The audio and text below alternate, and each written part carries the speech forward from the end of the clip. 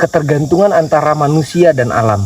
Kabupaten Berau, khususnya di Kampung Merasa dan area Longsam, banyak teman-teman kita yang suku Dayak yang ketergantungan oleh alam. Ya. Mungkin seperti itu, Mas ya. Jadi itulah visi dari Ken itu sendiri. Nah, untuk misinya tadi, untuk mensejahterakan Kabupaten Berau, khususnya untuk menjaga alam yang indah dan luar biasa ini ya teman-teman. Mana kalau ada salah satu spesies itu punah atau salah satu spesies itu nggak ada lagi atau misalnya hilang atau ada beberapa spesies yang membabi buta, semakin banyak, apa yang terjadi dengan kondisi alam kita? Ya, area yang udah di land clearing dibuka, dan bla bla dibuka dan lain-lain. Mengapa satwa itu harus dijaga kelestariannya dan hutan itu harus dijaga kelestariannya? Ya, sama-sama belajar ya. Tetapi kalau dari perspektif Ken, itu kesetimbangan itu nomor satu, keharmonisan antara kehidupan manusia dengan alam ini. Contoh yang paling ekstrim yang kita semua tahu, apabila kita neglecting atau kita nggak peduli lagi dengan isu satwanya, gini kan, orang mikir, alah biarin aja, itu satwa itu mau punah mau enggak gitu. Kita masih tetap sejahtera. Gitu. Satu binatang yang kita anggap remeh temeh, yang nggak memiliki nilai di kita kecuali madunya, kan begitu ya. Lebah. Benar. Kalau lebah itu hilang, kita nggak bisa hidup. Bunuh semua lebah di permukaan bumi, ya sudah, manusianya mati. Karena tidak ada proses polenisasi, tidak ada proses penyerbukan, maka binatang yang membantu itu kan habis itu. Nah, maka tumbuhan itu juga akan mengalami masalah dengan reproduksi. Karena kan nggak mungkin ini serbuk sari, ini kita kawinkan pakai tangan pasti harganya mahal. Mungkin bisa di sebuah greenhouse gitu ya, kita melakukan itu gitu. Tapi untuk memberi makan 7 miliar orang loh di dunia ini kan nggak mungkin. Dari itu saja itu kita sudah tahu betapa kita kurang berpikir detail. Jadi ada satwa-satwa itu yang memang penting ya untuk kehidupan kita, betul-betul mensupport manusia gitu. Itu lebah. Benar. Nah, belum lagi kalau kita bicara orang utan, owak, binturong, macam-macam ya. Orang hutan ya. Mungkin ada beberapa teman-teman yang belum paham kenapa orang hutan itu bukan hanya Kalimantan, bukan hanya Indonesia, bahkan dunia itu memperjuangkan orang tua. Peduli sekali sama orang hutan. Bahkan saya pernah punya teman beberapa yang dari Jerman, mereka berkunjung, kita jalan-jalan bareng, mereka tuh sampai berlinangan air mata untuk memperjuangkan orang hutan. Kenapa orang hutan itu sangat penting di kehidupan kita sebagai manusia ya. Di kehidupan kita antara manusia dan alam ini tadi.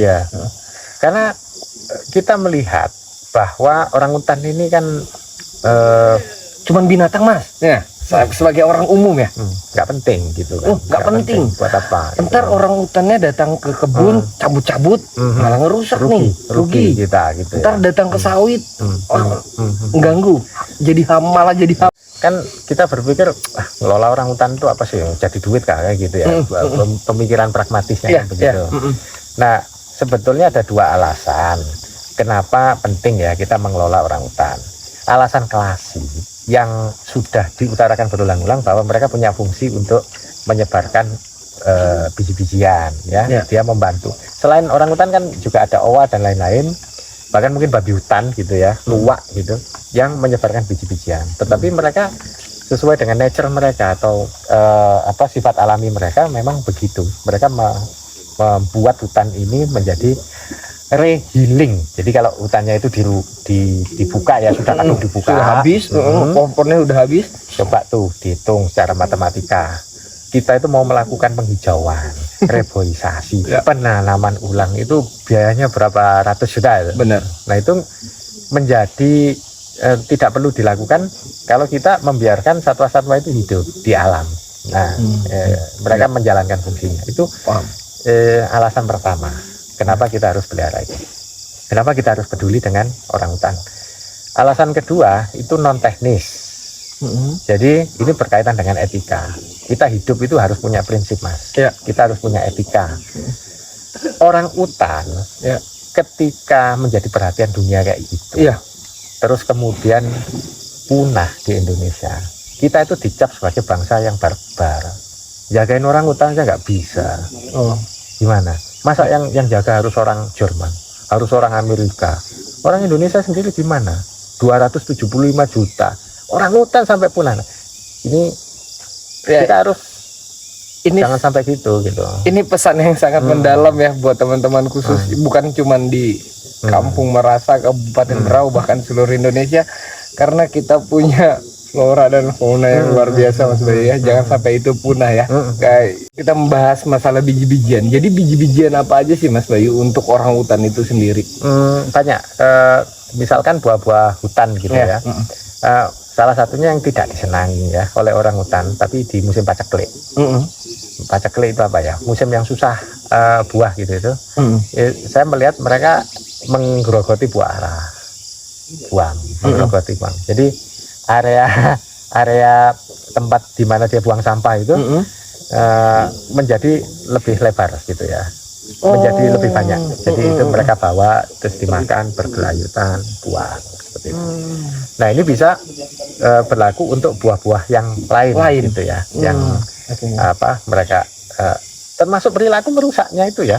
Kadang-kadang dengan buah banana itu apa namanya? Pisang, hutan itu kan dikoyak gitu ya. Nah, proses pengkoyakannya ini sendiri, satu jadi kompos, yang dua memberikan ruang untuk anaknya bertumbuh. Regenerasi ya. Kayaknya ngoyak, kayaknya rusak. Tetapi itu bagian dari proses rehealing. Rehealing itu tadi ya. Kan orang hutan ini disebut umbrella species ya. Nah, yang disebut umbrella species itu berat gitu. Umbrella species atau flagship species ya. Itu adalah sebuah terminologi yang menggampangkan sebuah kampanye untuk menyelamatkan hutan gitu ya. Kan harus ada pintu masuknya. Ya. Secara ide itu ketika kita berkomunikasi, supaya ide itu mudah dicerna oleh orang yang mendengarkan, maka kita nggak bisa terlalu bias. Apa sih hutan hujan itu gitu? Kenapa itu harus penting? Waduh, kita ngomong yang enggak nanti. Yang kita bicarakan, karena di situ ada tumbuhan langka, anggrek hutan dan lain-lain. Kalau ini harus disampaikan dalam waktu 1 jam, nggak cukup. Nah, jadi kita punya orang hutan gitu ya. Bentuknya kayak gini, mirip manusia, punya ekspresi, punya bahasa, dan lucu ketika masih kecil dan lain-lain. Itu sudah cukup membuat stakeholder kita itu, wah, ini urgent, ini kita harus selamatkan.